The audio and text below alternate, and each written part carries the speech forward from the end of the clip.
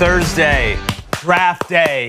I woke up feeling like Kevin Costner, and I don't even have a pick in tonight's draft.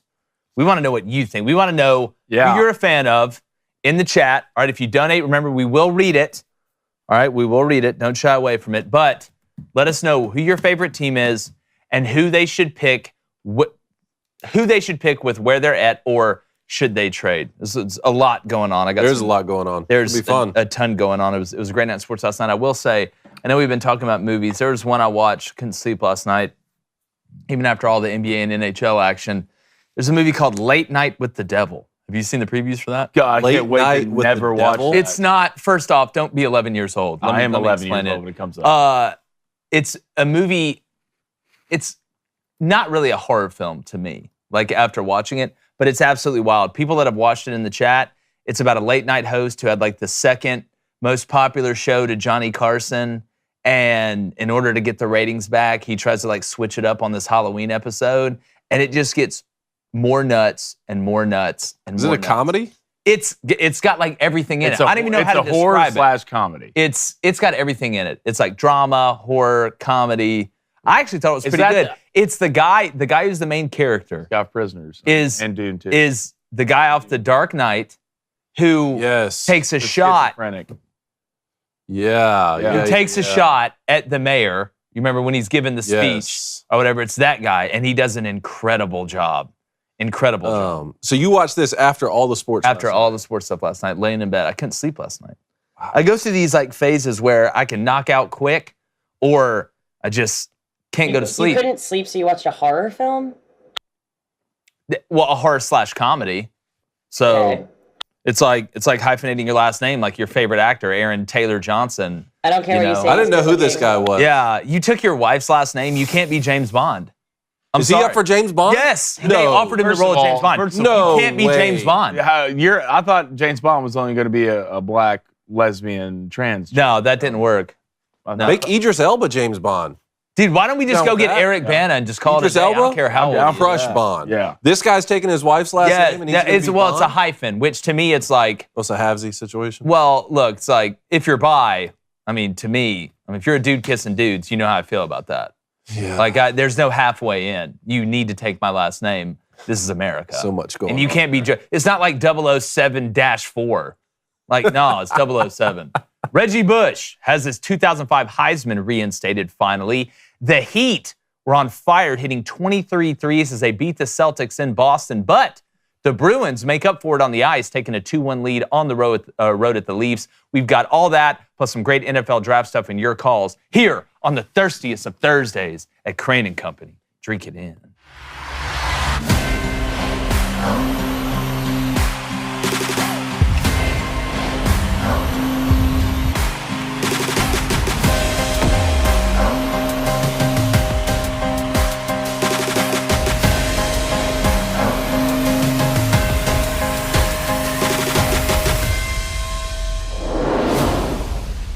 Now, very rarely in the college football world is there something that pretty much everyone universally agrees on. But yesterday, we got a rare glimpse of that eclipse when Reggie Bush finally got his Heisman Trophy back. Thank you. Now, taking away his Heisman in the first place was almost as stupid as how long he had to wait to actually get it back. In fact, Bush is the only Heisman winner to get the trophy taken back retroactively. And the reason was because he received benefits while at USC. O.J. Simpson killed 2 people and they didn't even take it away. And let's be honest, if every Heisman winner who got impermissible benefits during his college days got stripped of the Heisman, there'd be like 2 people at the ceremony and 1 person would be the MC. This isn't 1954 anymore. Now, not only was Reggie a phenom on the field with his witch-like moves and incredible highlights, but he actually encompasses what a true role model should actually be. He hasn't been arrested. There is no sex tape. He's a family man. He has always represented himself with class, and he does incredible charity work. To put it plainly, he's exactly the type of person that you want representing a trophy of this caliber. So congrats to Reggie Bush. You deserve it, brother. And you ought to walk into next year's Heisman ceremony like a damn boss. I'd come out with wires hanging with angel wings landing there on the stage. David Cohn, former Michigan quarterback, my brother, former Western State Colorado wide receiver Blaine Crane. David, I think we all agree. Like, this should have happened a long time ago. It shouldn't have been taken away in the first place. And now when you look at NIL in college football, and let's not act like everybody wasn't getting paid back when Reggie Bush was there. Like, if that's the case, Johnny Manziel should be in Guantanamo. Seems to be pretty universal praise over the last 24 hours from what I've seen. Now, look, I'm all for these awards, either the Heisman Trophy or Major League Baseball Hall of Fame, having different metrics other than just on-field performance that they judge by. I mean, if you took steroids or performance-enhancing drugs and they take a trophy away or they don't let you into the Hall of Fame, I understand that kind of stuff. But, the reasoning given by the Heisman Trust in 2010 was there was, received improper benefits during the Trojans' career that spanned from 2003 to 2005. We came to understand that was like some sort of housing situation with Reggie Bush's mother. What they said yesterday was the Heisman Trophy announced Wednesday a formal reinstatement to the trophy amid what it calls enormous changes in the college football landscape, right? You were talking about NIL. To me, it never justified taking it away in the first place. Like we talked about, there's nothing on the field that benefited Reggie Bush to elevate his play above everyone else. I saw him be the best player in 2005, probably the greatest college football player that we've seen. I think USC is the 2004 national champions. I think Reggie Bush is the 2005 Heisman Trophy winner. There was nothing about them taking this away that was ever going to change that in my mind. And if we're just talking about improper benefits, why didn't Johnny Manziel ever get his trophy taken away? If you want to go a step further, like you talked about, there's another USC running back in O.J. Simpson. If we're really going to apply a morality clause, forget the murdering two people. Like he was acquitted in a criminal trial. But before that, he was arrested for battering his wife. After that, he was found liable in a civil trial. Yeah. After that, he was arrested and convicted for robbery, armed robbery in Las Vegas. The Heisman Trophy not only never stepped in and took that trophy away, they gave him a special post when he passed away a couple of weeks ago. It's unbelievably hypocritical. But you go back again. My father was getting paid at Auburn in 1987, okay? And it stretches back before that. Go look at what Bear Bryant used to do. Go look at what Jackie Sherrill used to do. All these guys back in the day, everybody was pretty much paying everybody somehow or the other. Now, the amounts obviously vary, and they're not as much as they are today. But using that as an excuse is this was one of the dumbest rulings that I have seen in the sports world in general. Because, again, it wasn't like Reggie Bush killed anybody. It wasn't like he went and robbed a 7-Eleven, right? Which really, OJ in reality did both of those things. One just wasn't 7-Eleven. It just never made sense to me. It's almost like they were picking on him for some reason that, like, nobody knows. I'm just glad he's got it back. And, Blaine, if it was me, when I go to the Heisman ceremony, I'm pulling up in a mink coat. I'm looking like Frank Lucas walking in there. Like, but Reggie Bush is a great role model. When have you ever heard of a Reggie Bush scandal that wasn't this BS? Well, I mean, he did date Kim K. No, he married her. So there may be. You said there's no sex tape. There may be one. Well, listen, I haven't seen it. It's not out. What you have in your house is your business. And he might have robbed a 7-Eleven. We'll damn sure never know. They wouldn't have caught him. Caught us that. Yeah. I promise you that. But I do agree. One, I'm looking forward to seeing Reggie on some Heisman House commercials. So do they play into it? This is why I wanted to ask you. You got to. They play into this? You have to. Like he's coming back? Or you have to. Why not? Because I agree with Jake. Like Reggie's somewhat of a classy dude. Like throughout his college career, throughout the NFL with the Saints, he kept it somewhat classy. And I'm pretty sure we have a play here. And one more thing, I kind of do recognize the Auburn Tigers. 2004? 2004, if we're going to sit here and talk about it. Do I know if we'd have beat USC? No, but I know we'd have kicked Oklahoma's ass. Well, what's wild is, and we talked about this with Matt Moscona, USC claims the 2003 and 2004 national championship, even though LSU, Nick Saban is holding the crystal ball for LSU when we had the BCS system. So, again, the whole shared national, but 2004, without a doubt. Yeah. But I can understand that more. Like if you caught these guys cheating, they paid a player, they paid the best player to come to their school, pay for them, you sanction them or remove their championship. I understand that more than an individual award where he was clearly the best player. And again, we're not talking about steroids or some way that's of the biggest point on the field. There wasn't anything that he did physically to himself to give him an advantage over everybody else. He beat a lot of these guys at birth. Like, I'm going to run this clip. I had never seen this before. Reggie Bush, this is against Fresno State. It's 34-28, minute and a half to go in the third. And he literally runs to the sideline, puts the ball behind his back, and reverses field. I had never seen this before. I remember watching this live. Yeah. He stops on a dime, goes behind his back to switch arms because he's going the other way, and then just plays, guess what? I'm better than you at everything involved. Is this the greatest Reggie Bush run? I think this is. It's I think this memorable, is the most right? memorable. To me, when have you ever seen anybody else do that? I've never seen anybody since then. Before that or since then, never seen it. Is Reggie Bush the greatest college football player ever? Man, he's going to be at the top of a lot of lists. I think he has a legitimate argument. I mean, a lot of it is like longevity too, right? Cam Newton came in and took an Auburn team that should have been 8-4 and went undefeated and won a national. The greatest season ever, by the way. Greatest season. Career, I mean, Reggie's up there, man, but there's other guys that are up there too. It's just, are we going to compare eras when the game is different? I guess he right? didn't marry Kim Kardashian. Yeah, I'm pretty sure Reggie dumped her because of the sex tape, right? Well, I don't ever remember them getting married. I know he's married now with 3 kids. He dated Kim Kardashian.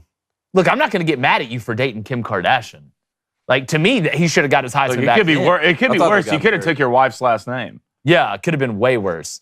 Reggie Bush should be James Bond before Aaron Taylor Johnson Smitherman Jones Jr. I don't know, man. You make the Brits real mad. They get angry. Ooh, remember the last time they got angry? Yeah, we formed the United States. You want none of the smoke, I promise. I hope you guys want all the smoke. It's draft night. We want to know what you think in the chat. Make sure you hit that subscribe button. If you donate, we will read it. But first, before we even get there, guys, we know the tax deadline's passed. Yep. All right.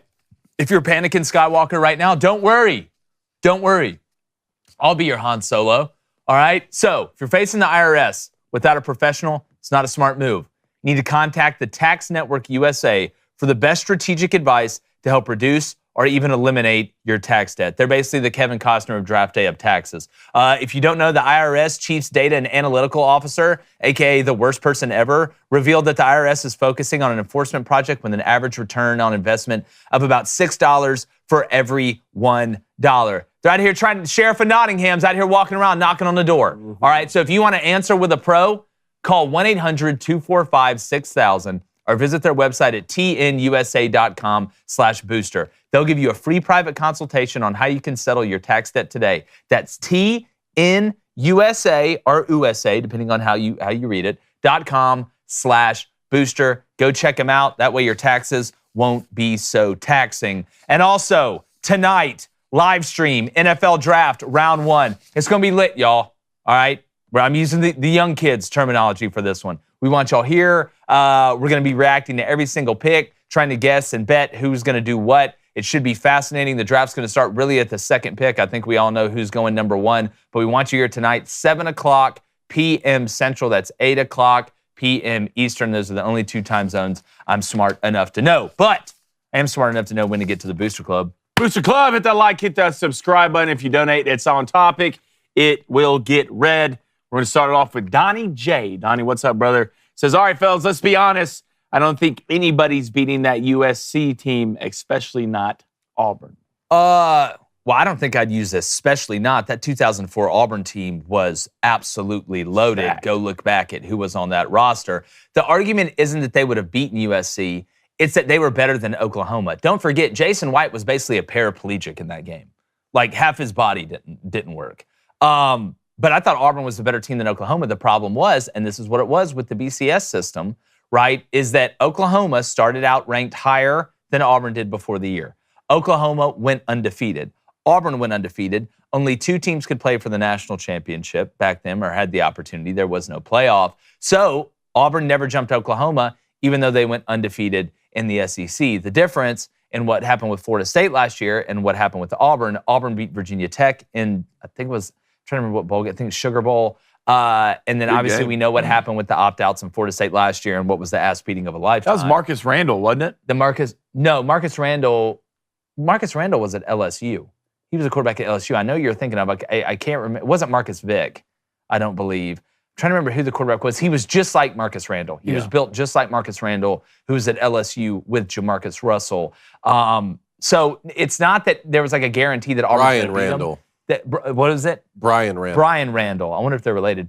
It's that Auburn would have put up a better fight because remember, USC just pimp slapped Oklahoma. I was like 58-10. Yeah, it was a murder. I mean, you didn't even need a detective. It was not even first 48. Like, here's the body, here's who did it, here's the weapon. It was Pete Carroll with Reggie Bush on the field. All right, let's go to JC. He says, honestly, that's probably why they gave Reggie back his Heisman, because all the flack the Heisman caught after putting out the statement about OJ's death. Well, I wonder if it was that and a mixture of the Johnny Manziel stuff, too. Yeah. I mean, you got to say Johnny played into it. Of course, I got to give Johnny credit. Like, I mean, he's gone down some dark paths, but he's very transparent, at least now. Because he knew he should have had his taken away. That's exactly right. It's unbelievably hypocritical, JC. I'm 100% with you. All right, let's go to Bento T. What's up? What's up, brother? He says, do y'all think right now, if you had to ask, if Reggie Bush or Vince Young having a better college career?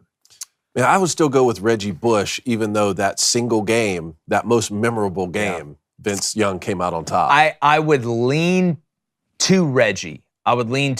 Just because, too, let's remember this, not that you can't be impactful at running back, you can be unbelievably impactful, but playing quarterback, you touch the ball literally every time. I think what Reggie did from the running back position, as much as he not only influenced the way the game kind of changed, right, and we saw something a little bit new from what we've seen, but he did it at a position where you're not touching the ball every play. You don't have the ability to take off and scramble at any point. You got to kind of pick and choose, and everybody knew that Reggie Bush was electric. Like, when you played USC, it was, we have to stop Reggie Bush and then build it out from there. So it's a good argument. I think there's a logical, rational argument for Vince Young. So Vince Young threw for 6,000 yards in 3 years at Texas.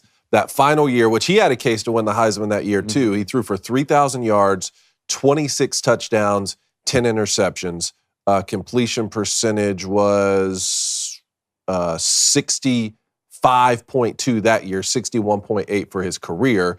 3 seasons at USC, Reggie Bush ran for 3,100 yards, caught another 1,300 yards for 38 total touchdowns. And I don't remember Reggie coming out of the game ever. Yeah. He did, even if they're up too. 40. Except when they had Lindell White too. Yeah. In some of the... That was truly thunder and lightning. That really was. That whole, I mean, I remember Dominique Byrd at tight end. Like, so just freak shows running around there. I watched Matt Leinart come into Jordan-Hare Stadium in 2003 when Auburn was ranked like number 3 in the country preseason. And him and that defense, I think they beat Auburn 23-0 and didn't even feel that close. And Matt Leinart was a true freshman. Just a little soft lefty coming in here. Ooh, point, bang. No, I'm thinking about this in real time now. So because this is 2003, 2004, 2005 that Reggie played at USC. Technically a national championship appearance every year, right? They claimed the 2003 and the 2004 win, even though that was vacated. And then 2005, they lost to Texas USC. The 2003 one, like we just talked about, that was LSU winning the national champion, or that was LSU winning the BCS game, Nick Saban holding up. That was with 2 losses, right? LSU had 2 losses? I don't know that year, because I remember that one was kind of... My question is, if USC is able to claim that, I think, again, it was like there's always a split when it comes to like coaches poll or AP poll, even though that's why the BCS system was created. Then why can't Auburn legitimately claim the 2004 national championship? No, we do. Oh, y'all do? Yeah. Oh, y'all do? Yeah, in my heart. My bad. In my heart, we won. I don't know how it's not. I don't know how it's not. I don't care about your heart. Is it up on Jordan? I don't know how it's not legitimate when you win every game. Yeah, that's what they're saying in 2003, right? Listen, if Alabama can claim national championships while we're over fighting the Nazis, like, then we're claiming the one in That's a low blow. That's a low blow, but maybe not incorrect. Someone in the Booster Club shaking their head screaming right now because they have the answers. So please fill us in if we're wrong. And Jared Addison says 2003 LSU had 1 loss, and that was to Florida. Which LSU year am I thinking about where they had like 2? I don't think it was 3. There was one year where a Nick Saban coach team had a decent amount of losses and still won the national championship. Maybe I'm just losing my mind. But I feel like there was a year maybe with 2 losses where they got in when people were pissed. All right, let's go to Vincent. He says, now that Reggie Bush has his Heisman and this feels like it is fixed, is there anything else you could go back in sports and fix in the past? Galarraga's perfect game. Yeah. That's what I saw that going around yesterday. It's like, okay, now we got this one. Now let's Why can't we go fix that? Well, here's what I think we fix. You got to let Pete Rose in. Wait, you didn't bet on your own team to lose. Did he not? No. Is that proven? Well, it wasn't proven that he did. So to me, I live in a world where you're innocent until proven guilty.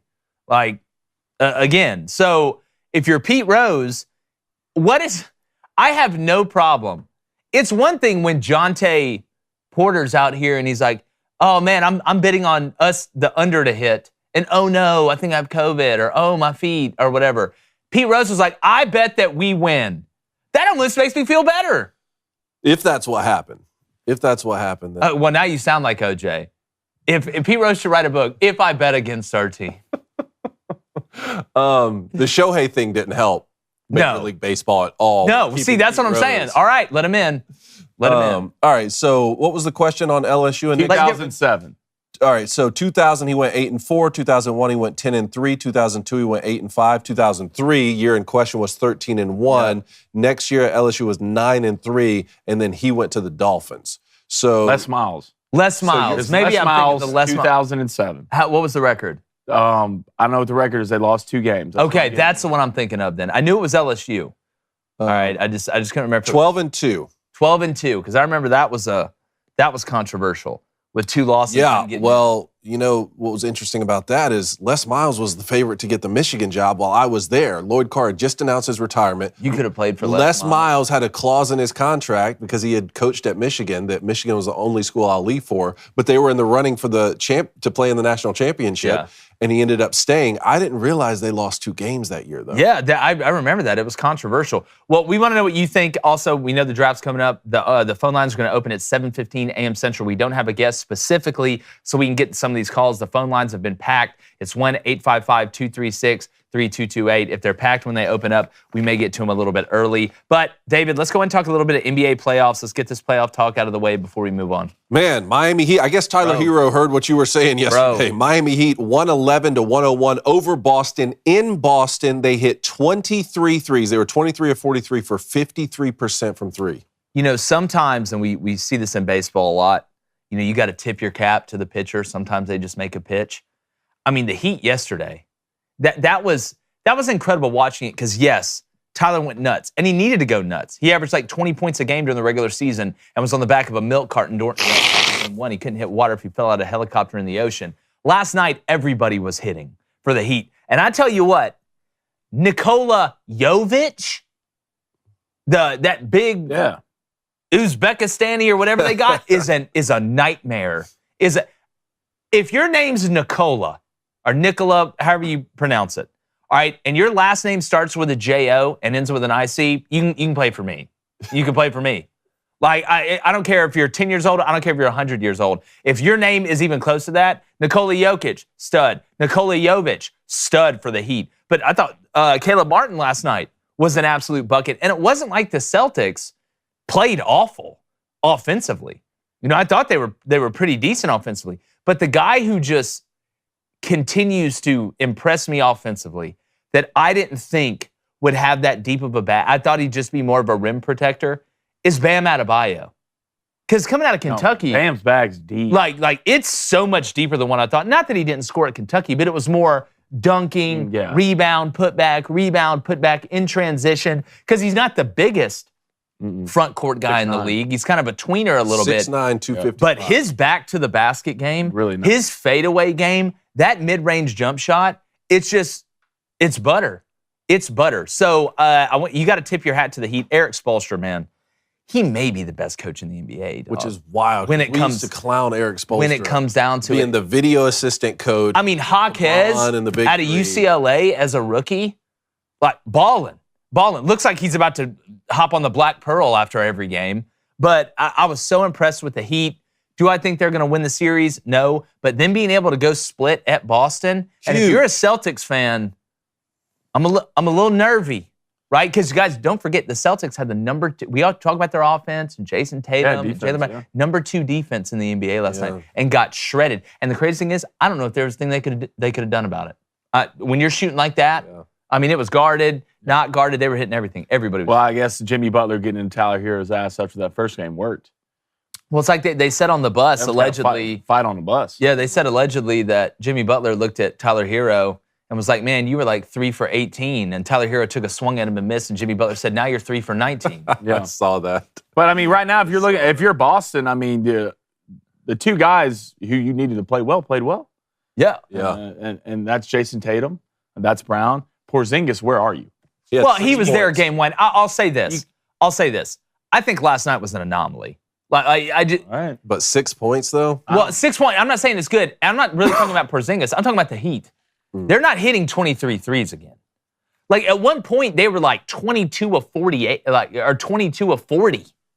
Like it was that insane. Boston is going to score. Like you're not going to stop Boston from scoring.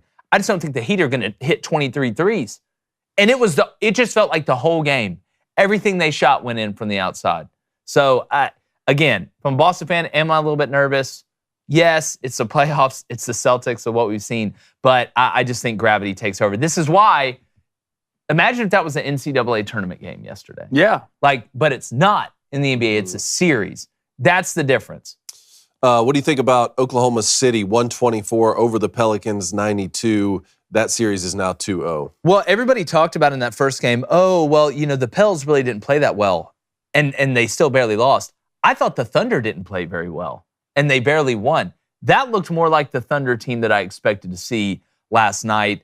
Do I think either one of these teams are NBA championship caliber? I don't. But, go back to New Orleans, let Zion eat a couple beignets and see how it goes. Well, you got to feel good about it if you're a Thunder fan because you're talented and you're young, right? I mean, you got Shea is going to be an absolute star in the NBA if he's not already. I mean, you got Chet Holmgren. I mean, the guy who can slide through fences.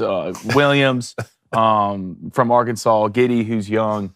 I mean, if you're the Pels, this is what you look like without Zion right now. So, I mean, it's tough. Well, we have 3 teams tonight down 0-2 and getting the series back home. Yeah. So that's the Magic will host the Cavs tonight, 76ers will host the Knicks, and then the Lakers will host the Nuggets. I really like the Sixers tonight. And when we get to bets to that, I like them at -4.5 because it's a must-win. Look, if you're going to go on the road, and I'll say the same thing about hockey, and you're going to drop those first 2, you have got to win your first game at home. You've just got to. Or the series is, you look at the numbers, you go down 3-0, you might as well start packing your bags and figure out what part of Cabo you're staying at. So the Lakers Nuggets, that's going to be interesting to me. Does LeBron just say, all right, this whole game I'm going to try and take over, which he's put up good numbers. It hadn't been Anthony Davis and LeBron's fault that the Lakers have lost, if we're going to be honest.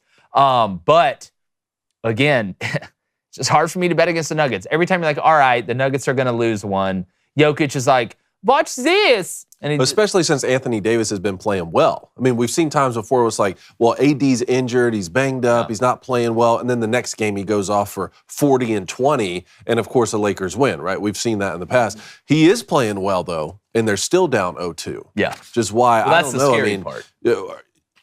You guys lean in sweep on this, or do you think the Lakers will? No, I think the Lakers will at least win one.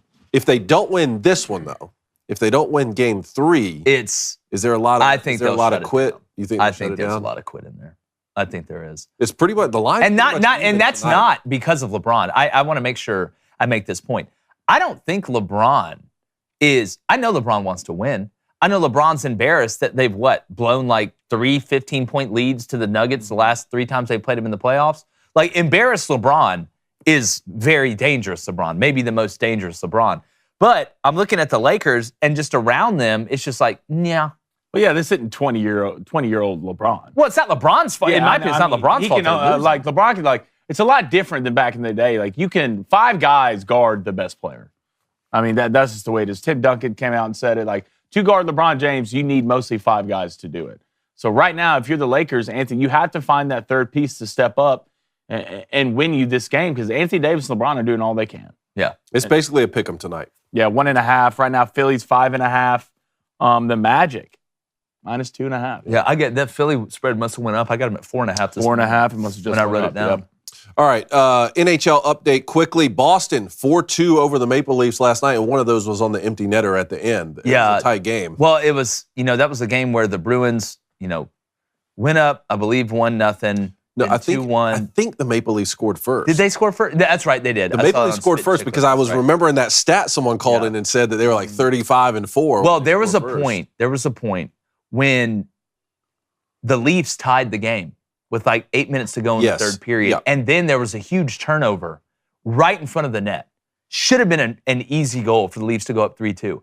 Not only does it get stopped, the Bruins get the puck. Literally, it just like like it always works. happens, goes down, and Marchand, who has wasn't scoring a lot of goals coming into the playoffs, has absolutely gone nuts. But Jake DeBrusk for the Bruins is going absolutely nuts in the playoffs. Like, it's just nuts what he's doing. But it was a hell of a game last night.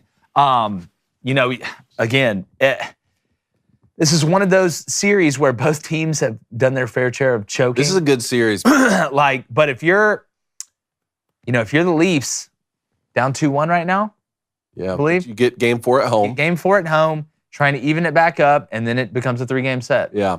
Golden Knights 3-1 over the Stars, man. I mean, the Stars, Bye, Dallas. one of the best seasons, down 0-2 right now.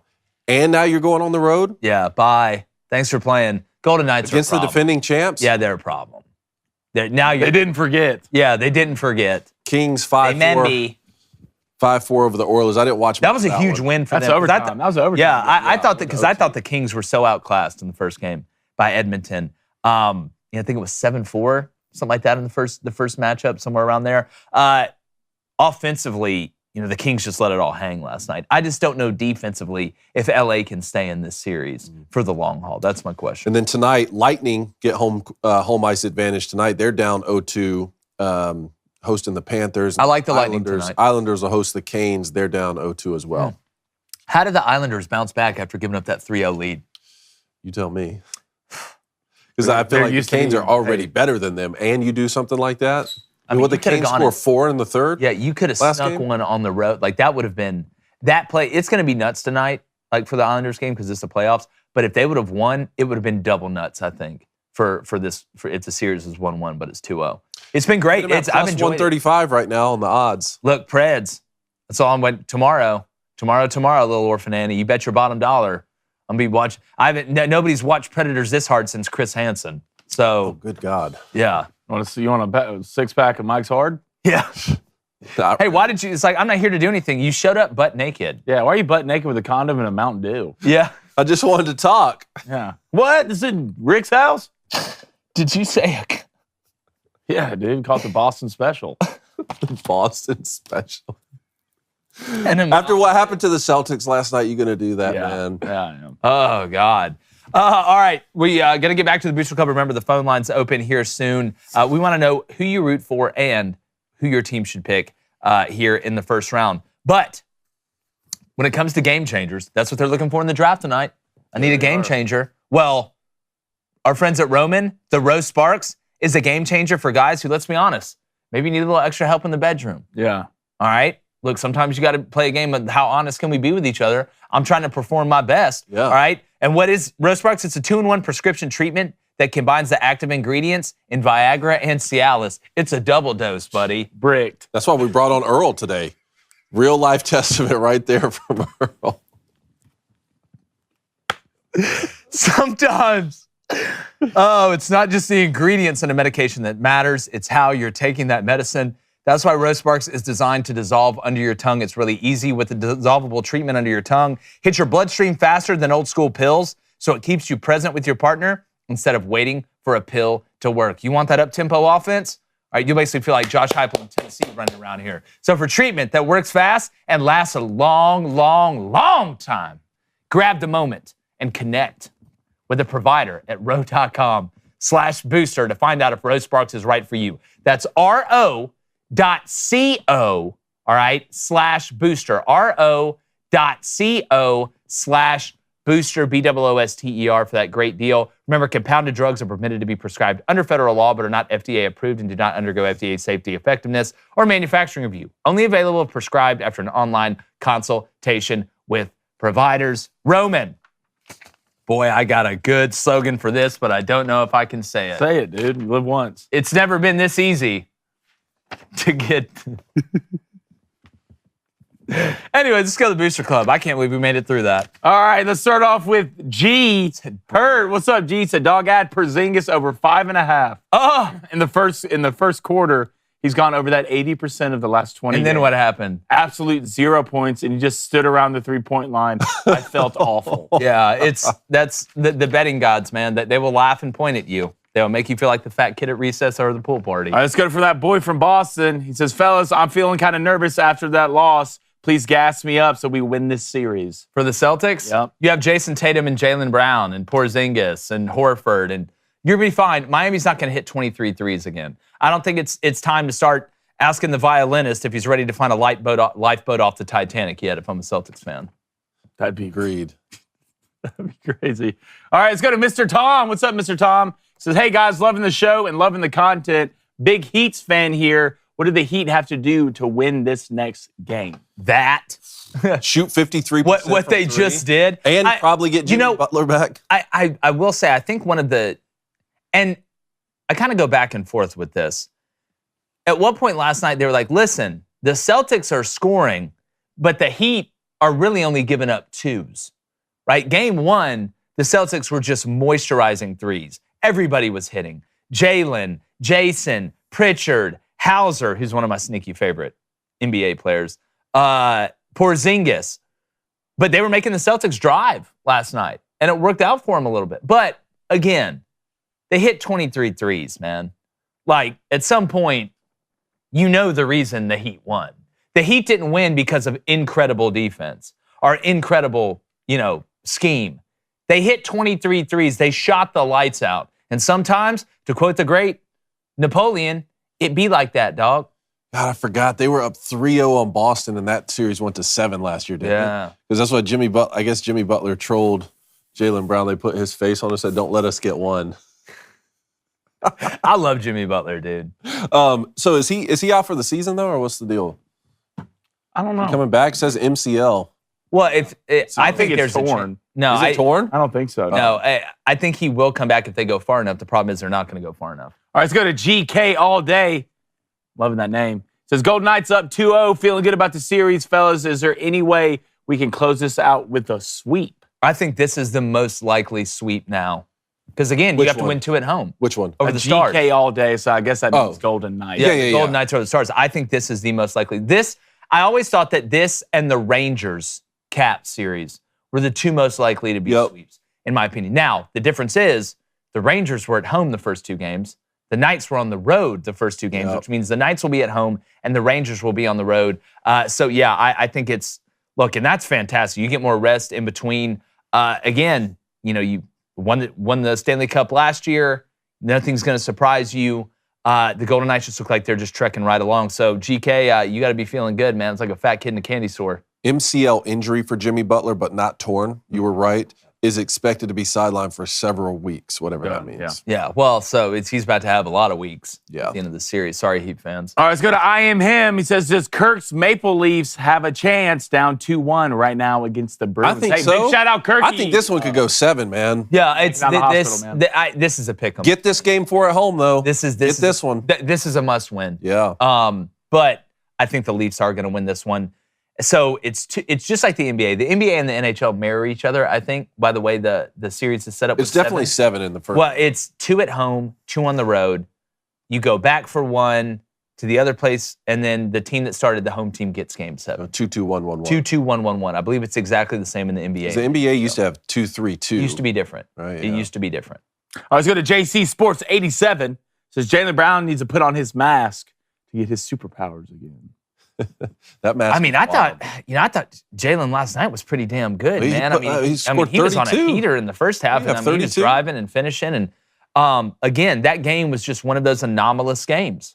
33. Yeah, I don't know how he could play better. Maybe if you want to say something defensively, getting his hand up a little bit more. But I thought Jaylen was their best offensive player last night. And not turning the ball over with his left so much. Yeah, you remember last year we gave him a lot of hell about that. All right, one more, and then we're going to get to reactions and talk some draft and get to these phone calls. All right, let's go to the commissioner. He wants to know, WTF was Porzingis doing last night? That's the worst showing I've seen in a long time. Well, yeah, especially coming off what he did in game 1. I mean, Porzingis is one of the most unguardable players in the league when he is on. Because he does have a back down game.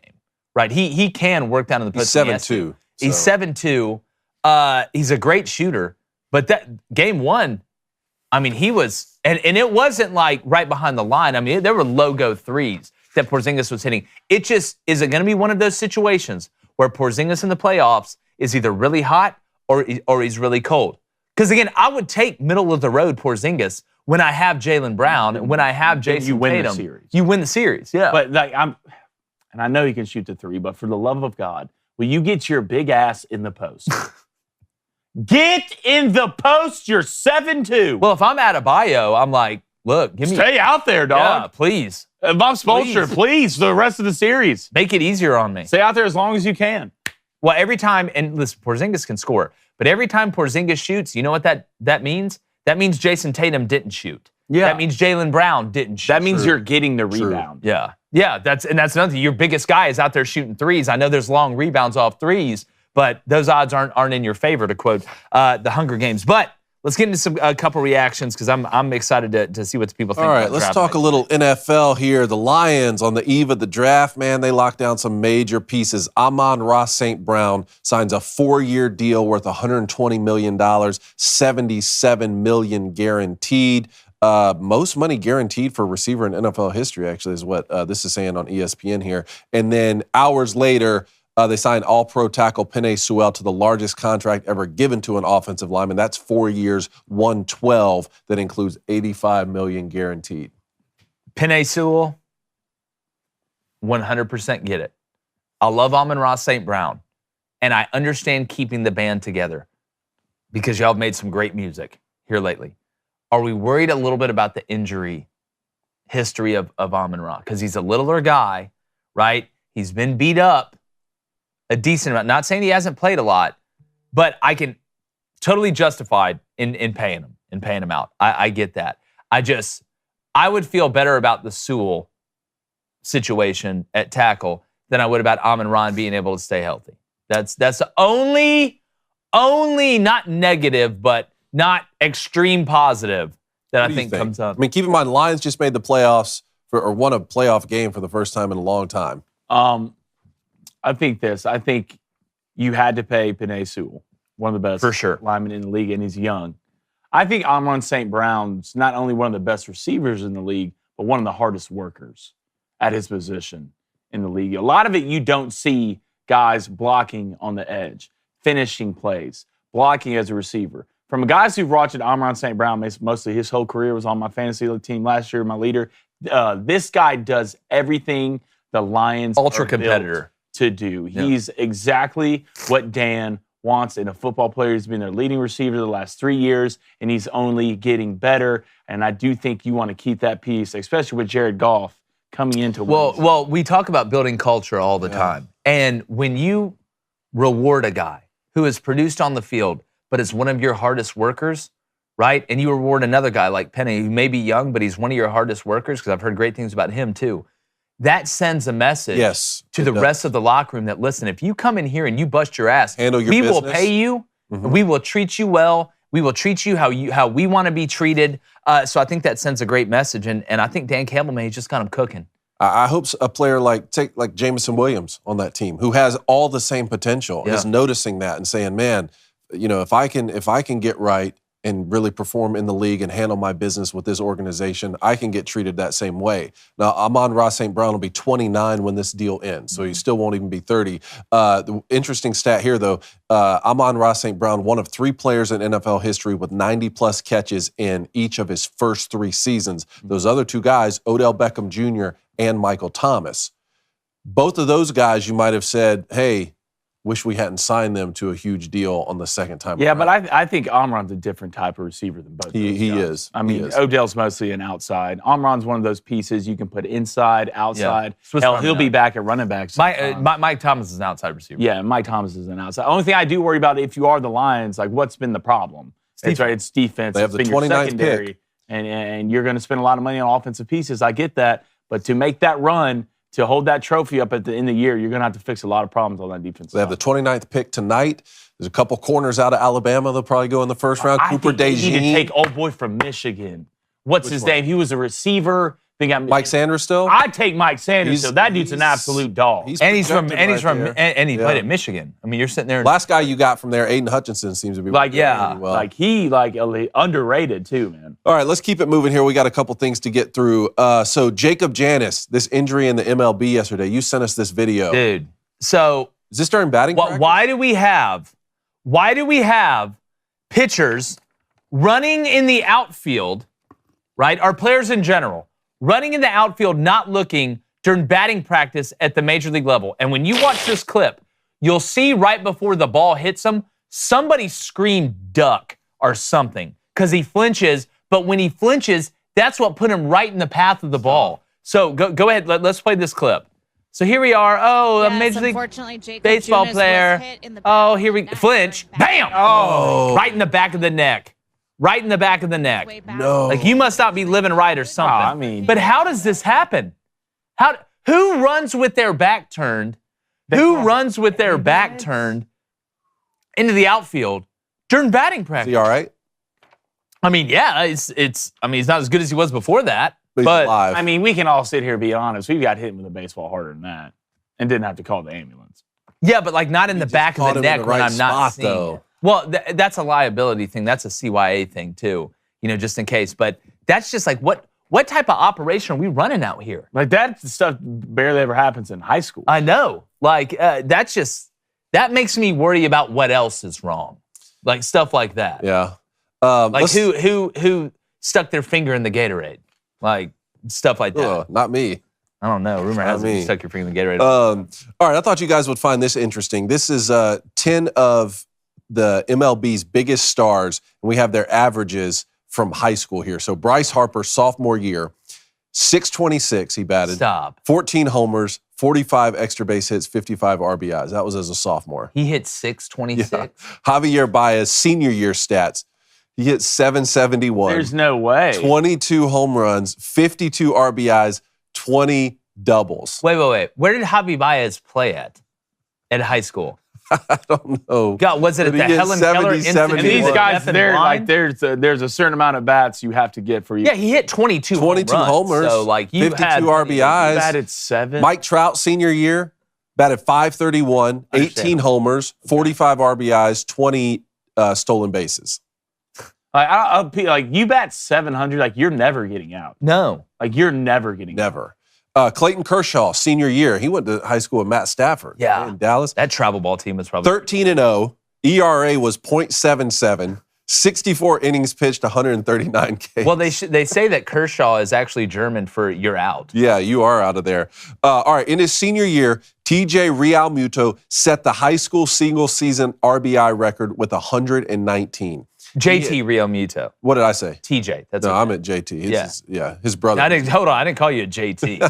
All right, so I'll try it again here. In his senior year, JT Realmuto set the single season high school record for RBIs, 119. He hit 595, 28 homers in only 28? in 42 games. He hit 28? Yeah. Good God. Manny Machado, senior year, 639, 12 home runs, 56 RBIs. Dude. I just can't believe, oh boy, Javi Baez hit 726. Aaron Judge batted 500 his senior year. Yeah. Did you ever see Aaron Judge at Fresno State? Like some of the home runs he hit with aluminum bat? And Andrew McCutcheon, senior year, batted 709, Yeah. 16 homers, 42 RBIs. You want to talk about not getting a guy out. Yeah. Andrew McCutcheon just walking around I laughing. think Andrew McCutcheon just looks like one of those guys, like he's always looked like that. Yeah. He was born like that. 8th grade. Like he looked exactly like No, that. I 100% agree with that. That's wild. All right, next one up here. Do we have the Buckeyes clip that Jake pulled from this? Oh, this is great. Well, this is great too. We have Talladega too. Whichever one. It doesn't matter. Yeah. We'll start. We'll start Oh, with is this Dega? Should we start with Dega? Yeah, start with Dega, Cone. Okay. Tell him what do we got going on? I don't know. I was hoping y'all could tell me. what's Y'all going- ever been to Dega? Yeah, I was I've never hoping been Blaine to could Dega. tell me what's going on in Talladega. Let me tell you this. Y'all have all these blue-haired protesters out at like Harvard and Columbia that Ain't get none of them together. here, I promise you. Yeah, this is what we do. I've been twice. Yeah. Let's so basically, and I think there was some coverage Oh, here. man. Welcome to Dega. Yeah, God bless America. Yeah, those people are definitely intoxicated. They It's, race cars it's a good too, time. don't they? They race cars? Yeah, Yeah. there's a race that goes on too. Is that But where if you you're on, saw the Peyton Thorne shirt? Yes, He had the. the American flag with the patriotic eagle. You gotta feel good about that. Yeah, drinking a Miller Lite with a stogie. You gotta feel good about Well, I that. if you're feel an Auburn better, but fan. then I go back and watch you throw the ball, and it makes me feel bad again. But at Why aren't least- we in the film room? Yeah, Why aren't we watching tape right now? That's all I know. We just got a new transfer in. Yeah, why am I not out with Cam? If I was Peyton Thorne, I would out just with be him right now? following Cam Coleman around everywhere, just making sure he's okay. Like, hey, man, I'll drive. Or here, let me get the door for you, sir. Please. And yes, Auburn did get the number 1 wide receiver transfer in the portal, Keandre Lambert-Smith from Penn State. Much needed in that wide receiver room. So like I said yesterday, now Peyton Thorne has the personnel around him to have success on offense. There's no more excuses. The offensive line should be good enough. Running back room should be good enough. You have an NFL tight end, maybe a couple of them. The wide receiver room's a lot better than it was last year. You got to go out and play well, man. Like, and again, nobody's asking you to be Batman. Just be a really good Robin. Be the point guard. Get the ball out. Make good decisions. So who's going to be Batman, though? You got to have a Batman. Who's going to be Batman? Everybody else. Everybody can't. Everybody else will be Batman. They will combine to be Transformer Batman. Okay. Probably Cam Coleman, though, if we're going to be honest. What was this that you found here? So a Michigan, I think it was Swanky Wolverine on X or Twitter. And this obviously took time. If you're on audio, you need to come watch this on video. This is a play, all right, called Playbill. It's called Poor Ohio State.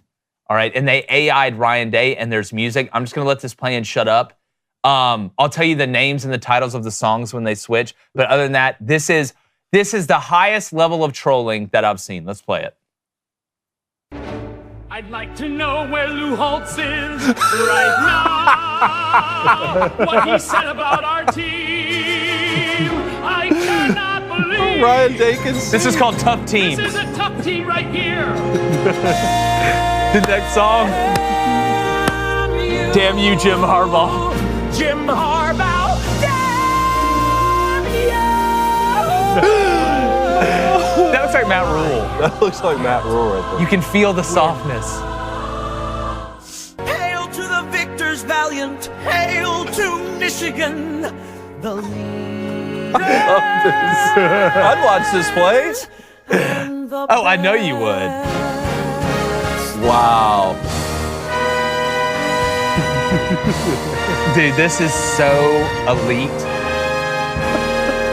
Like, it was so elite that Ohio Swanky. State fans were commenting. They're like, Sometimes you got to give credit. sometimes, again, you Yeah. got to tip your cap. The Heat hit 23 threes. Swanky Wolverine comes up with something as funny as that. Sometimes you got to tip your cap, man. That was absolutely hilarious Wow. and so well done. Good find. Yeah, dude, find. I laughed probably for about 10 minutes straight after seeing that. I went back and had to watch it because, again, like the vocal songs like sound like. Where is Lou Holtz? Yeah, it's like, damn you. Sounds good. It does. That's a play we need. We need to put that performance on. We need that to. produced. Well, I'm sure you love it. Very last thing Mine's here. called 4th and 31, and I hate it. Last thing here. Thailand beat Kuwait 57-0 in the World Hockey Tournament. 57-0. Kuwait has a hockey team. Thailand has a hockey team? If you call it that. Fallujah bad. 57-0. How does that happen? You make a lot of goals. Well, it's like, why am I fighting your coach after? Maybe like, they were just empty. After you're already up 10-0, we just turn the rest of the game into a fight.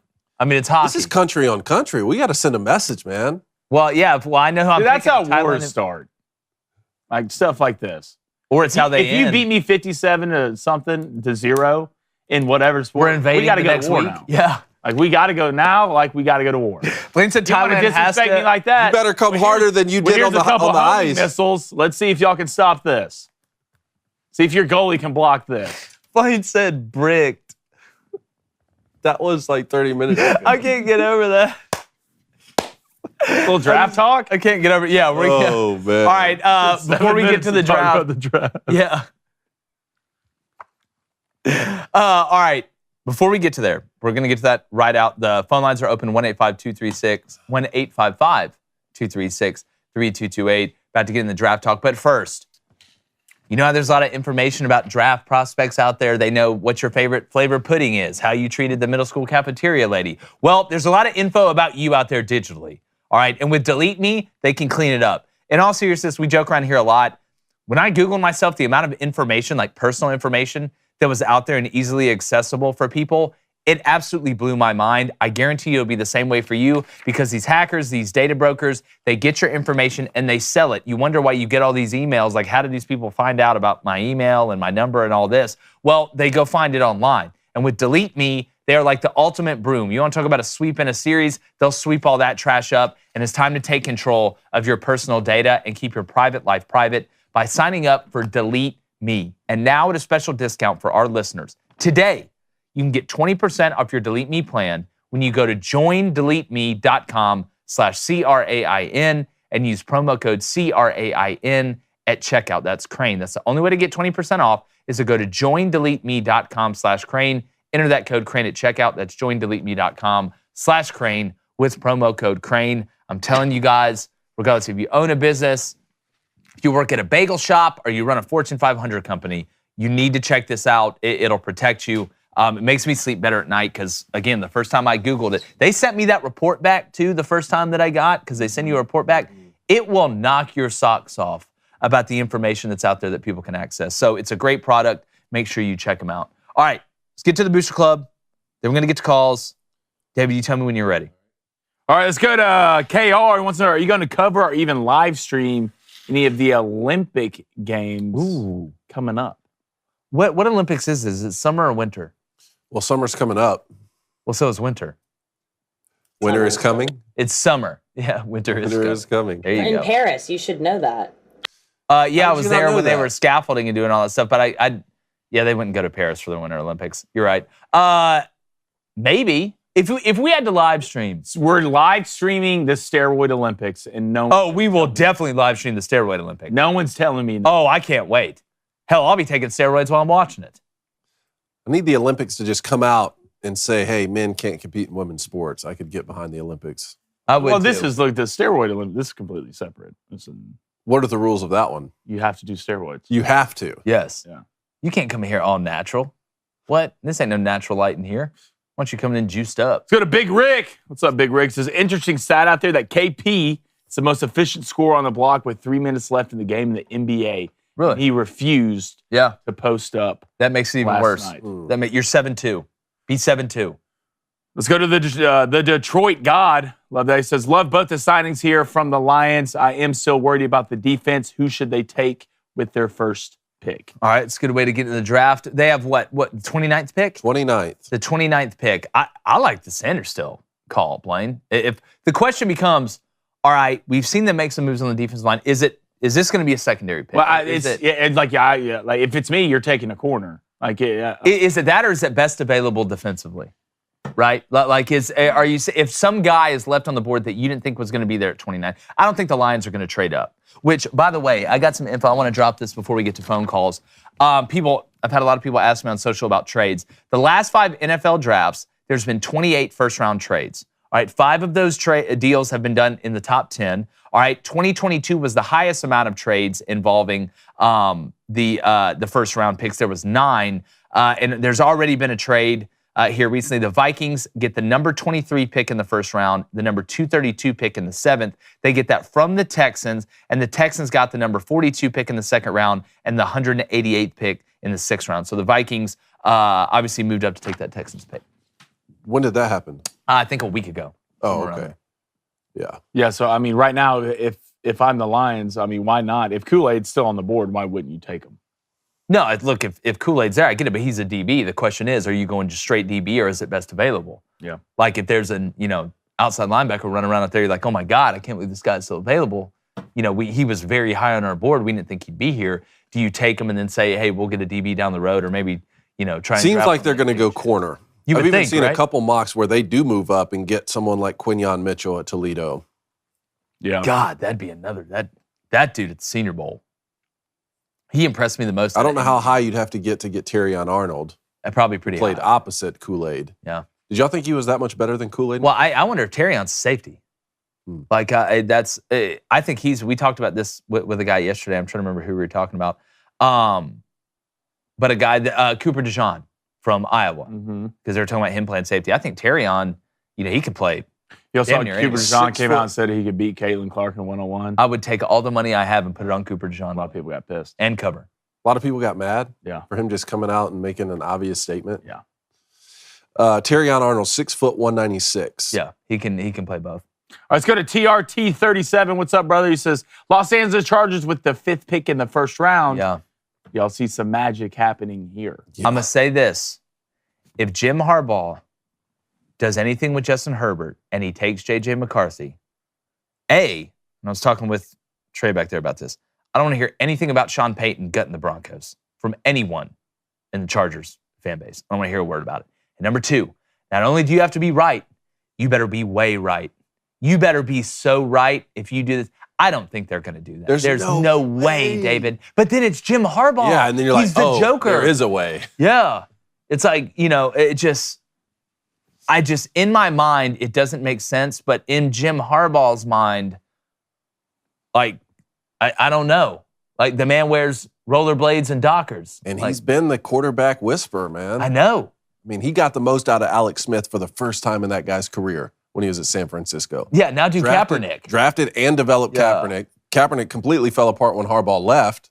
You know what I mean? I'm saying getting the most out of J.J. McCarthy in your first year is not going to be good. No, it's not. It's not going to be good. I don't see how. And you're not surrounded with ball. Eckler's gone. Keenan Allen's gone. Mike Williams, gone. who was gone. He couldn't stay healthy anyway. I mean, not that, I like Josh Kelly. I like some of these other guys, but I mean, that's just, there's no way. We'll see. We'll see in about 12 hours. Yep. There's no way. And we're going to be live streaming it too. All right, boys, I got the lines full here. But, let's go to Dakota in Virginia. Dakota, talk to us.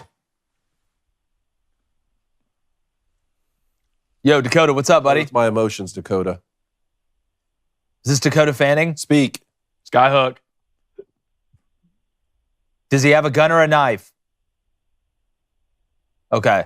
All right, Dakota, Call back. Call back. Or stay on the line. We'll get to you next. All right, let's go to Will in New Jersey. Will, are you there? What's up, boys? What's up? What's up, Will? So I just wanted to call in and briefly talk about the New York Knicks, but more so about the New York Giants. Yeah. What are we thinking about Game 3 tonight? How are we feeling? Do we think Look, we're going up 3-0 or? If you're the Knicks, what makes you so dangerous is that, again, I feel like when you look at the pressure that's on the Sixers, look, I know there's pressure on the Knicks. There's always been pressure on the Knicks, even when they sucked. But you got to feel like you're playing with house money tonight, right? You won the first two at home. You're going back on the road. You can get that last game at home if it comes down to it. I do like the Sixers to cover tonight because they, like Chin Pokemon, they have to have it. Yeah, that is true. They hopped off. But like, I mean, again, would you be? I don't think anybody would be shocked if the Knicks found a way to win it. I'm never going to doubt Jalen Brunson. I mean, I remember this game opened at 3.5. Now it's 5.5. Now it's 5.5. I've seen some books have it at 6.5. Man, I tell you what, I'd probably lean the Knicks to cover. 6.5 is a lot of points. 6.5. Yeah, 6.5. I think that's what it's rested at right now. I think that's a lot of points to beat a team that's up 2-0. Yeah, I agree. How are you feeling about it? Honestly, I feel really good, especially after the way Game 2 ended. Like just how the Sixers kind of blew it right at the very end. Like, I feel like that might be kind of a backbreaker for them. I like that. I like that. So I feel good about going into Game 3. But Giants, I mean, I'm pretty sure that they're not trading up to take a quarterback or anything. I don't think they're taking McCarthy. I think they're going Malik Neighbors. Mm-hmm. I just wanted to see. I know you guys are really tuned into college football. Can you give me like a player comp to who Malik Neighbors is, of like an existent, like a current NFL player or a previous NFL player, just to give me some perspective? Yeah, I got one for you. I think he's a, and I say faster twitch. This guy was pretty quick twitch. I think he's a more quick twitch Anquan Bolden. That's what I think he is. Because he's physical. Like Malik Neighbors is a thick. Like this isn't. I think maybe Jamar Chase a little bit. I don't think that's crazy to say that they're kind of in that same size and frame. He's a physical guy. Like Brian Thomas is what, 6'3.5"? Brian Thomas Jr. What's Malik? How tall is Malik? So I'm pulling it up right now. So Malik Neighbors is 6'200". Yep. And Brian Thomas Jr., like we had talked about yesterday, 6'5", 198. What's Anquan? I know Anquan's a big. Anquan's big. Anquan was big, but Anquan went 6'4", I'd probably say Malik was. reminds me a lot of Brandon Ayuk. I like that comp. Just from a route running. What about Debo? Debo's just so short and stocky, man.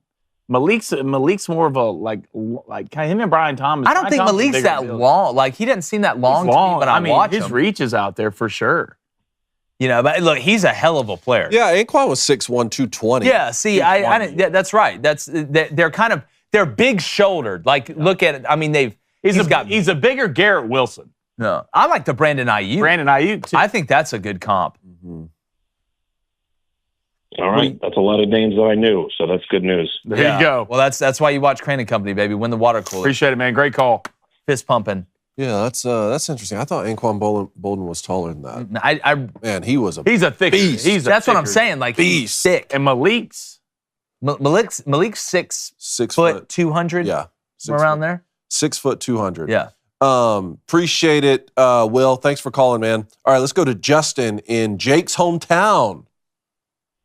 Justin, what's up? What's going on, guys? What's up, Oh, man? dude. It's about time I got in. It took forever, but hey, glad to be talking to y'all. Club's popping. Blaine, keep your negativity to yourself. What am I being negative I about, just had Justin? Go ahead, Justin. Talk your ish. Auburn, bro. Every time Auburn comes up, you're negative. I want to hear it. Yep. So, I just wanted to see what you guys thought about the additions to the D-line. Mm-hmm. And obviously, we've worked on the O-line. I think is completely revamped from 2 years ago. I feel like this year we could go 9-3 at the least with our O-line and D-line now, and having a stacked secondary on the defense. I mean, I feel like it's a possibility to have a top 10 defense this year. What do y'all think? Well, it all starts up front, right? That's where whenever we're talking about college football and we're sitting here projecting and predicting, that's where I look first. Then I look at the rest of the ornaments on the Christmas tree.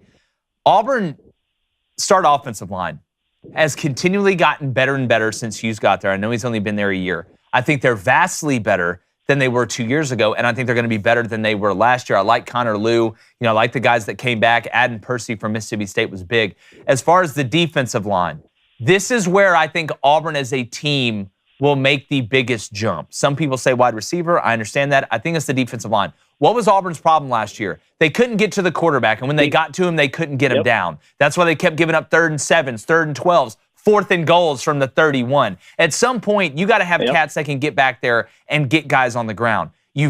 Falk is a young kid that's coming along.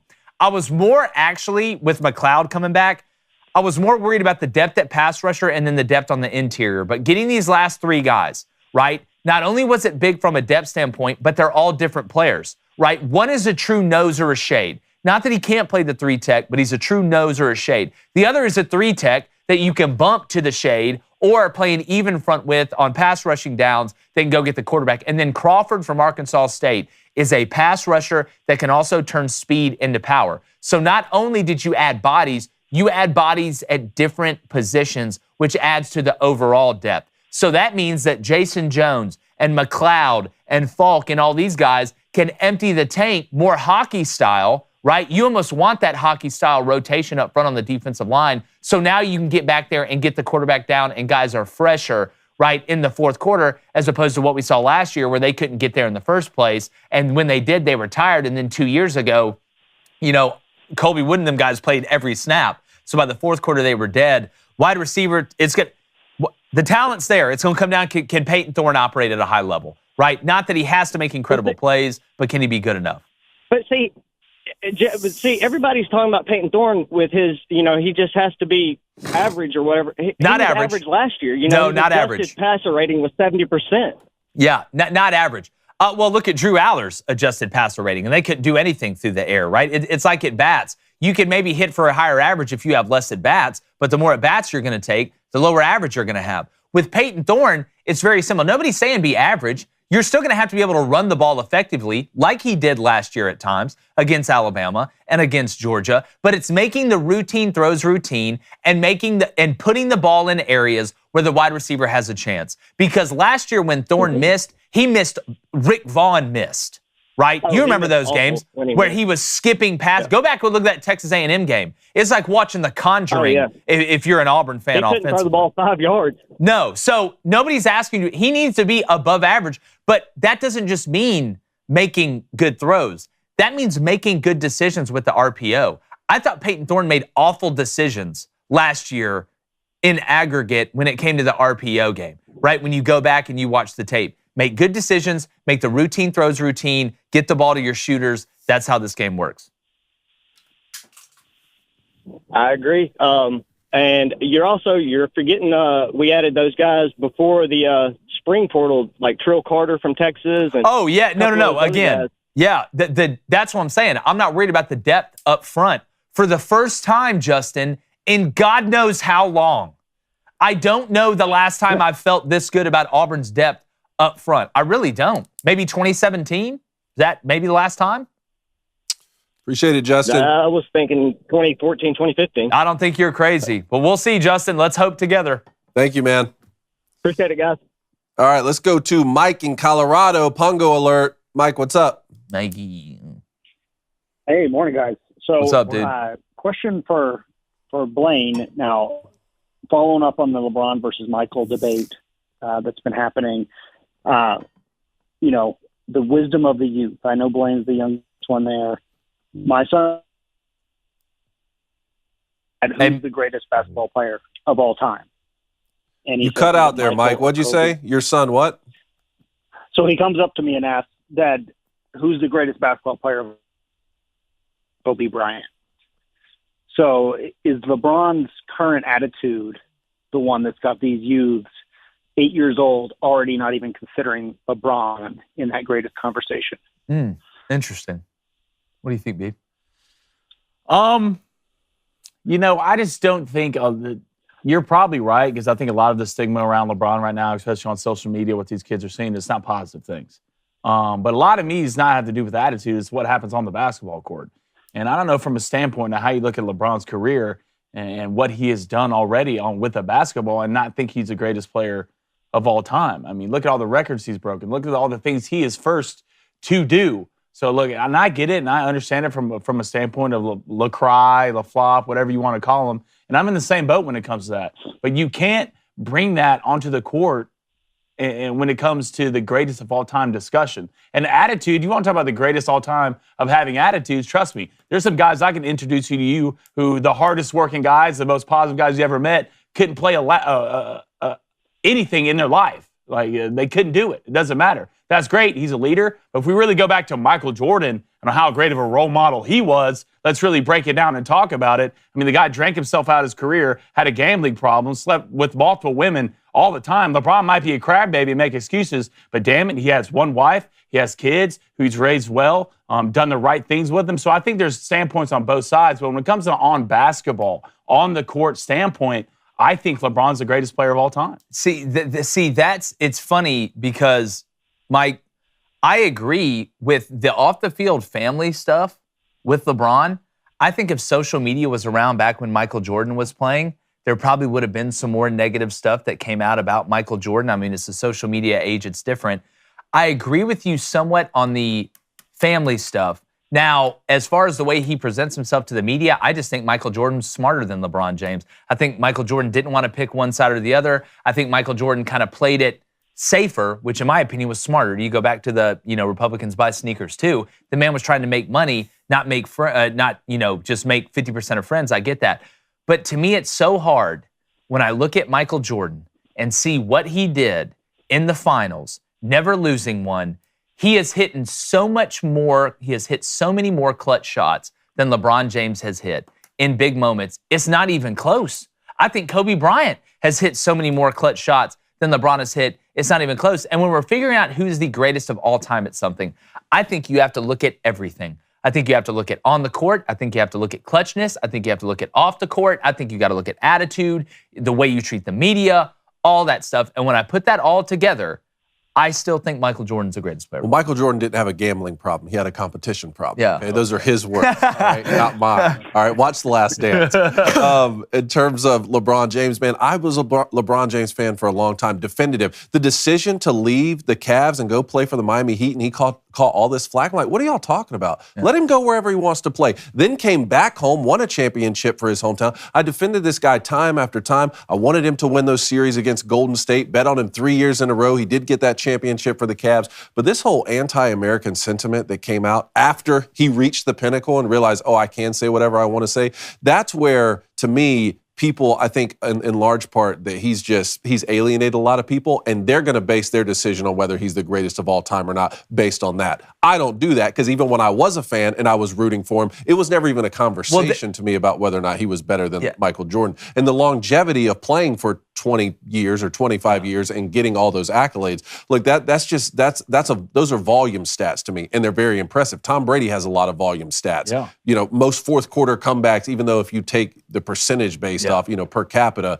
it might be different. All I'm saying is just, for me, the eye test, just put them, both of them playing the game, give me Michael Jordan. I think there's a part of LeBron that feels fake to people, whether it's the pretending to read books, whether it's with Michael Jordan, I think it just felt real. I think that was just like, there was no fakery.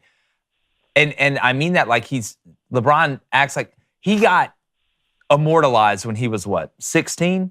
Or younger. That was, how old is he now? 40 what, Blaine? Was he 40? Something like 39. 39, 40? So when you sit here and tell me how hard you've had it all your life, and for the last 20, 40 years, which is 8 years after you were crowned, you've been a gazillionaire and you've had all this money. It's hard for me to like feel sorry for you and act like, you know, you're some homeless person they cut off the street a couple years ago and you've turned your life around. So I just think there's a part of LeBron that feels fake. Yeah, I don't think you're wrong. I'm just more of a on the court. Hey, Mike, show your son The Last Dance if you hadn't, though.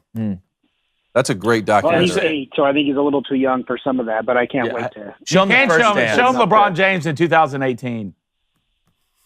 Show him that. Yeah, I mean, I would say it's LeBron is stuck around too long. He's kind of tarnishing a lot of what he did achieve. But I can't say right now I'm not enjoying the Nuggets just owning him and having the Who's Your Daddy chance at the end of the game. So, Did you see Paul Pierce wearing that shirt? Paul Pierce wore a Who's Your Daddy shirt on one of the NBA shows. Yeah, I watched LeBron beat the shit out of all three at the Celtics. Yeah, and still lost, though. Still beat him once. What do you mean? yeah. Beat him by himself. Appreciate Kevin it, Mike. Durant. Thanks, buddy. Against Kevin Garnett. I was about to say, Kevin Durant. Basically Well, he probably Kevin Durant. played. He played for the Celtics, probably. Played against all Kevin of them. Durant. All right, let's go to Josh in North Carolina. Josh, what's up? Hey, I got a problem with both the Crane brothers, and I think I'm done supporting both the Crane brothers. First, Really? Make your mind Come up. home. Golly, Come Josh. home, Josh. Hold on. What? Go ahead. Go ahead. Hello? Hey, can you hear me? Yeah. Yeah, I can hear you. Okay. I was going to say, Jake, not only are you French spy and then the Carolina Gay Men's Choir, now you ride the hot guy. Here we go. I knew this was coming. Never seen somebody beat a dead horse so much like Panthers? Jake does with the Panthers. Am I wrong? I understand we have the worst owner. I'm not arguing about that. I will say with the GM, I don't think people understand how bad our GM truly was. Yeah. And I'm not saying they're going to win 10 games, but I'm just saying put your money where your mouth is. I'm going to put $100 on the line, and I think the Panthers are going to double their win total. So they're going to go from, I think it's 2 wins to 4 wins. I'll put $100 on it. Put $100 on it? Bring me their schedule. Bring up their schedule real quick. Oh, let me do a little research. Let me do a little the Giants research. this year. Yeah. Well, look, knowing Dayball, he'll figure out Daniel Jones. Here we go. Panther schedule. Go through it. See if I'm going to take Josh's money or not. Do they have the new schedule out? Oh, they should, yeah. No, I don't have it on here. No. Weird. That's right. That's right. Well, call in when the schedule. Yeah, when the schedule drops. Yeah, I will. We'll figure it out. We'll figure it out. But I'll say this. Okay. I'm not wrong about the Panthers. I'm not wrong. All right. Hey, but also I want to go to Blaine. Your take that LeBron is the GOAT is really nauseating. And I know Michael Jordan before Scottie Pippen didn't come out of the first round. I've heard it a million times. But what did LeBron do before he teamed up, made the super team in Miami with Wade and Bosh? Then he had to go to Cleveland with Kyrie and Kevin Love.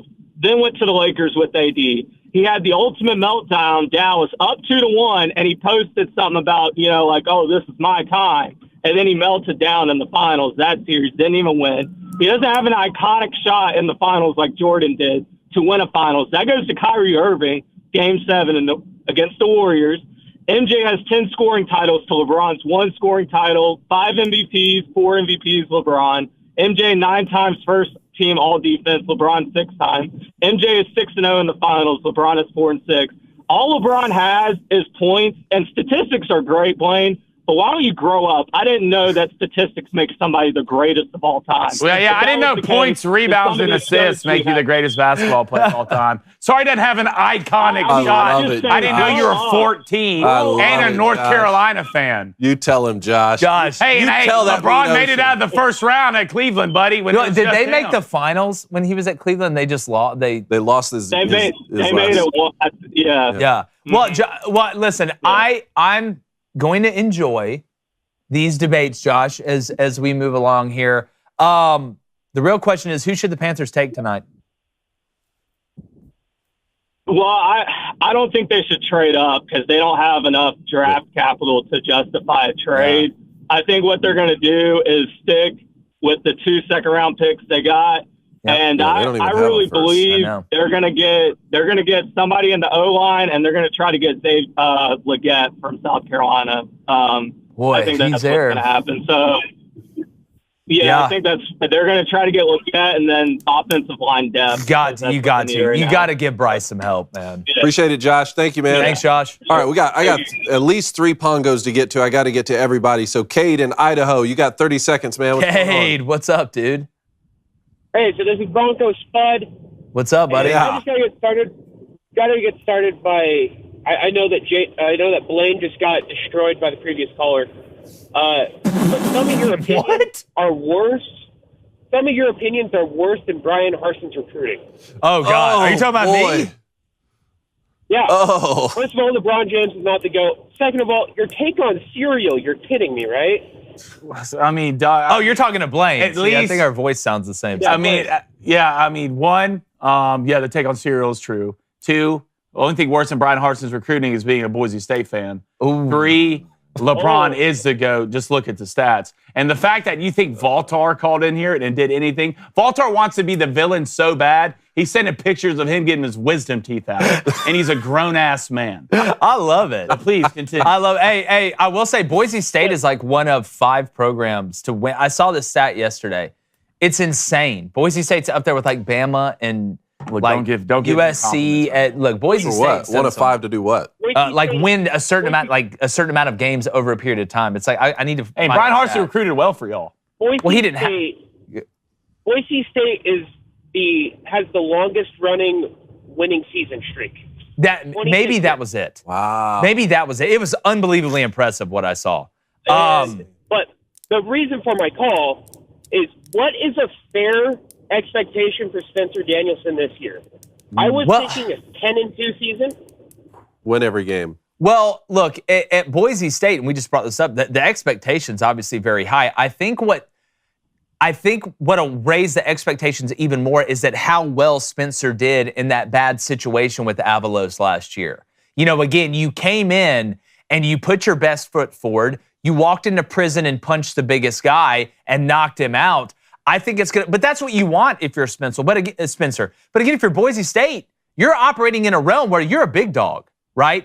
So I don't think that's going to change. The expectation's going to change. I think it shouldn't. I think 9-3 is a legitimate expectation with the ceiling of possibly, and I need to go over the schedule again, 11-1. But Kate, let's circle back here at the end of the summer with Boise State. Because I want to do a deep dive in what they're returning. I know they're quarterbacks at Arkansas now, the one they had last year, but I know they brought in some quality talent. Appreciate it, Cade. Great call, Cade. Thanks, Cato. All right, let's go to Noah in Texas. Noah, 30 seconds, man. What's going on? How's that arc? Hey, good morning, Kings. What's up, brother? What's up, buddy? Hey, happy draft day. Happy draft day. Yes. So I want to remind you guys, I've been saying over in the Booster Club, the predictive mock draft sheet. I want to get you guys' predictions in before it starts. Ooh, talking about just like a full mock in the first round. Yeah, just the first round here. So I got a sheet. I'll send it in again. Been doing it every day. Yeah, hey, send it in. We'll get it filled out. We got a crazy day today. We'll get it filled out before. We'll get the first round filled out. All right, perfect. All right, Noah. Thank you, buddy. Appreciate it, Noah. Thanks, man. All right. See you guys. All right, Matthew in Arkansas. Matthew, talk to us. What's up, y'all? It is the Heartbroken Hog. Hey, with Calipari now, with Calipari, you may have to change your name to the Hopeful Hog.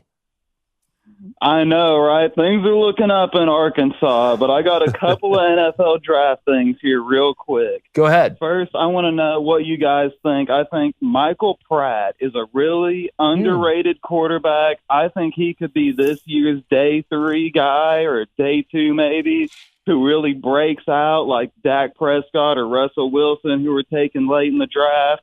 I want to know where y'all think my boy Cam Little is going to go, because I think he's going to be someone's kicker for the next 15 years. He's going to be great. And I've got a trade idea. If Jim Harbaugh really thinks J.J. McCarthy's the guy, he should trade Justin Herbert straight up for the number 3 pick, take J.J. McCarthy, and pair him with Bowers at the number 5. Look, wow. Whoa. I mean, you got a pair, Matthew. I'll give you that if that happens. I'll start Michael Pratt. Physically, I thought the guy looked really good at the Senior Bowl. He's even bigger than what I thought. I thought he was able to layer in throws. I thought there was nuanced throws. It's not like he just has a big arm. I'm somewhat surprised. Maybe it's because of the injury history a little bit that we haven't heard more about Michael Pratt, just because I think his tape's really good at Tulane. I think he's a hard-nosed guy. Somebody may get a steal with him. Spencer Rattler's kind of my quarterback steal of the draft. As far as Cam Little, I think he's probably the first kicker taken. I really believe that. There's a couple other guys on the board. The Groza winner's coming back from Miami, Ohio. He's going to Alabama. Great. Enjoy that. But I think Cam Little's going to be make the Pro Bowl before it's said and done. And then I think Jim Harbaugh would need to be sent to Shutter Island if he made that trade, Matthew. I'm not going to lie. Imagine if you're the Patriots and you get Justin Herbert. You're like, yeah, here, have number 3 pick, take. You're going to take J.J. McCarthy at 3? At 3? Like, no, Drake May. No, Justin Herbert. Give me J.J. Well, I thought maybe go Marvin Harrison Jr. at 3 and then try to take J.J. at 5. But I feel like if they take Marvin Harrison, Arizona trades out to Minnesota, and Minnesota goes and gets a quarterback. Yeah. No, that's that one would make a little more sense to me, but I see a very small alternate parallel universe where Jim Harbaugh does that. That'd be the talk of the draft. That'd be the story of the whole NFL draft. Be the wildest thing in NFL draft history. Appreciate it, Matthew. Matthew, Matt. Thanks, man. Thanks, everybody, for calling today. All right, going to get to bets, then we'll get to donos. We'll get up out of here, get ready for this live stream tonight. All right, 1-1 yesterday. Believed in the Leafs, Kirk. I'm sorry, dog. Hope your heart's doing good. Last night probably didn't help. Tonight, 76ers. I got it at -4.5, betonline.ag early this morning. That's at -115. Then the Tampa Bay Lightning, and I drew a picture of a lightning bolt. It's a Harry Potter situation on the money line at -118. David. All right, I'm going to go with the Twins -1.5. That's going off at -115. Of course, they're playing the White Sox. And then go ahead and give me the Nuggets on the road in LA, money line, -115. All right, a little 2-0 action yesterday. Let's keep it up with the Nerfies. I'm going Brewers, Pittsburgh, Nerfie. It's going off at -140. And then give me Rays, Royals, Nerfie. That's going off at -120. All right, Ace, game we didn't really talk about a lot because neither one of these teams are going to win it. The Cavs money line on the road at the Magic, that's +100, and then he's going to be bet buds. Tampa Bay Lightning money line -118 with me and Ace. Blanye. All right, let's get some donations here. We're going to start off with Jack Hogan, $5 donation. Appreciate it, Jack. Reggie gets his Heisman. Awesome. I'll give Galarraga his perfect game. There you go. The NBA changing the score consistently during active games is great president. No, I'm happy, and I agree with you. Galarraga should get that perfect game. $2 donation from Justin Alfier. Appreciate it, Justin. If the Jets trade up, is it possible to get MHJ? God.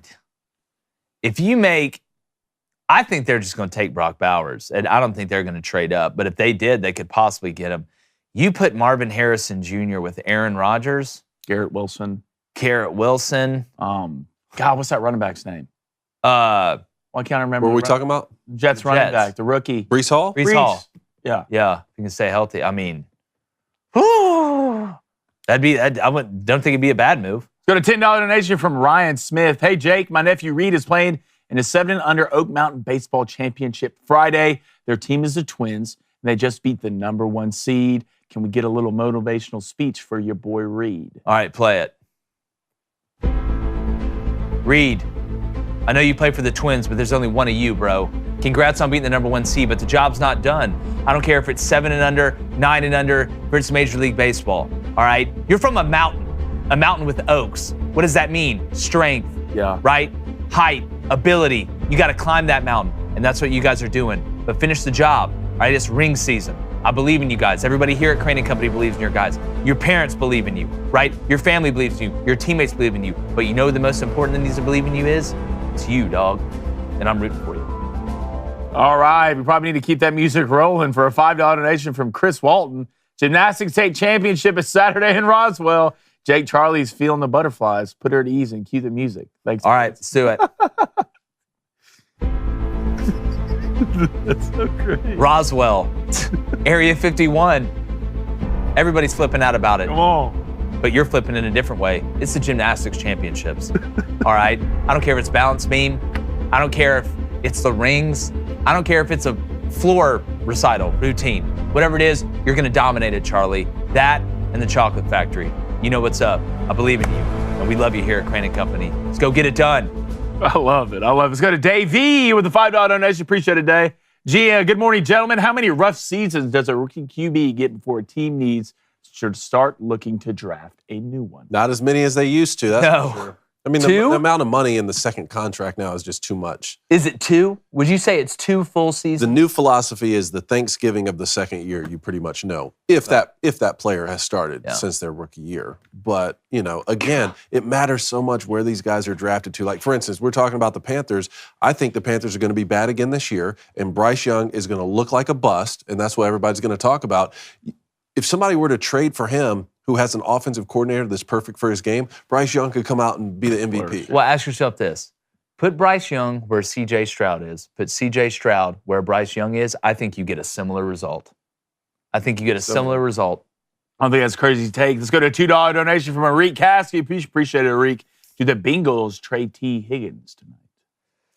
I think he's going to play. I think he's going to play. You think he's sticking? Cincinnati. You think he's sticking? Let's just get past it. Let's get through this year. Move him next year. I don't know. I'm going to say, I'll play devil's advocate for you. I say yes. Let's go to a $2 donation from Timothy from Green Bay. Says, Jake, he loves riding the hot guy.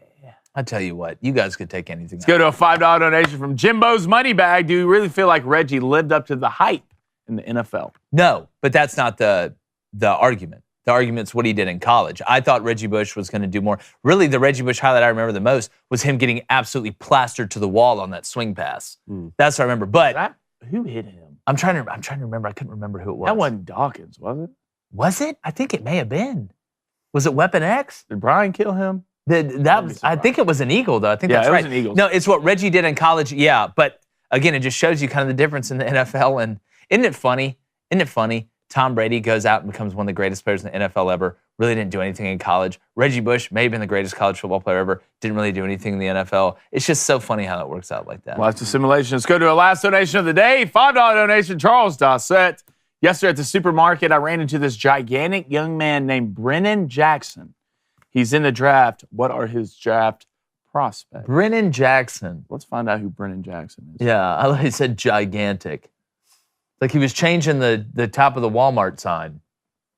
Brennan draft is going well. All right. Got it right here. Washington State. Is it the tackle? He's 6'4", 264 pounds. Defensive lineman. You all prospects. I would guess defensive end. Yeah, so right now they got him 40-yard dash, 4.69. Projected wise, they got him projected, I believe. Let me guess, 4th. To I don't know where projected in the draft, but they got him projected to the Vikings. It didn't say where, what pick on the round. Interesting. You can always tell when there's like an NFL player, like a grocery store, like it's especially a lineman. It's pretty easy. It's like seeing a 7-footer. I never pulled up to a Wendy's drive-thru and had a 7-footer be like, "Hey, here's your food." I know. I'm like, all right, where do you play? All right, thanks for the donations today, guys. Poll. Well, the Vikings or Broncos, I saw this bet out there, draft a QB in the first round. Yes or no? Well, the Vikings or Broncos? This bet was plus 150. Okay, you said team? or Either and? Team. Either team. Wow, that's plus 150? That's a great. Yes. Yes. 75%. Yeah, higher, 80%. Yes, 88%. Is that the highest one we've ever had? No. We've had 9. Crazy. Plus 150. I'm going to take that one. Yeah, goodness gracious. You said or, right? You didn't say and. Both teams. You said both teams. Both so teams. and. Yeah. Vikings and Wait, Broncos. I thought you said if one of them takes a quarterback. No, if both. Oh, well, that's different. I can't. Yeah. All right, we appreciate you guys live stream tonight. First round of the NFL draft, 7 p.m. Central. Make sure you are there. Don't be lame. And like the chances of Caleb Williams not going number 1 tonight, we're going. Oh, no. Set light, gone. Go, get away. Get in the show. End it.